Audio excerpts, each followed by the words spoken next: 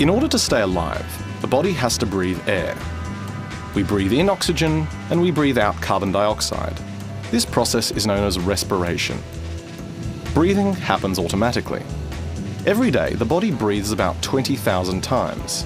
By the time we reach 70 years old, that's about 600 million breaths. All of this breathing occurs because of the respiratory system, which includes the nose, throat, voice box, windpipe, and lungs.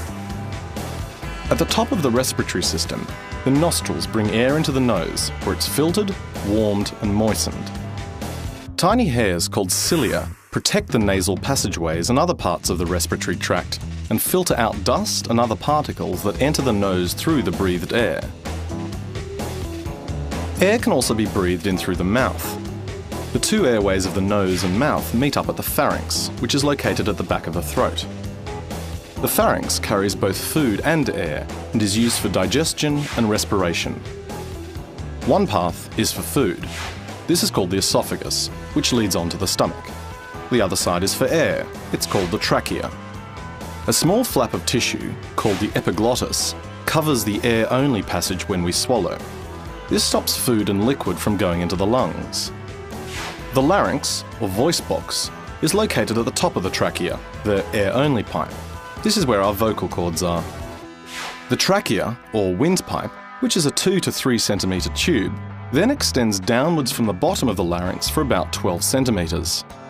The walls of the windpipe are made strong by stiff rings of cartilage that keep it open. The trachea is also lined with tiny hairs.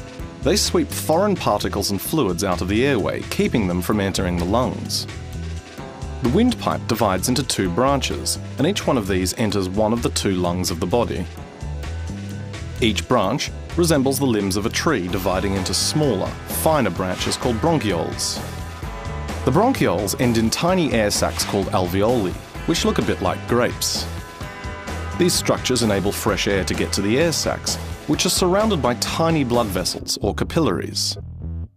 The oxygen passes through these air sacs and travels through the capillary walls into the bloodstream. At the same time, carbon dioxide transfers from the bloodstream into the air sacs, where it gets breathed out of the body. When we exercise, the body needs more oxygen to feed the muscles as they work harder. The body responds by breathing more quickly and deeply.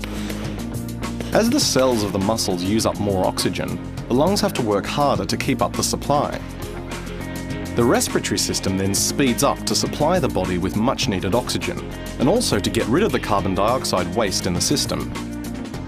Over time, exercising also helps our chest cavity to get bigger, which enables the body to increase the amount of air it takes in. More capillaries form around the air sacs, so the body gets better at swapping oxygen and carbon dioxide gases. We can see how the body's respiratory system helps the body to move about, and is influenced by regular and ongoing physical activity as well.